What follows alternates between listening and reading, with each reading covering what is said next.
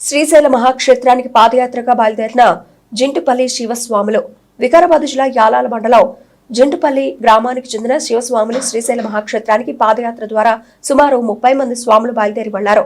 వీరికి గ్రామస్తులు శివాలయంలో ప్రత్యేక పూజా కార్యక్రమాలు నిర్వహించి స్వాముల కుటుంబ సభ్యులు మరియు గ్రామస్తులు కలిసి క్షేమంగా వెళ్లి దైవ దర్శనం చేసుకుని రావాలని కోరుకున్నారు.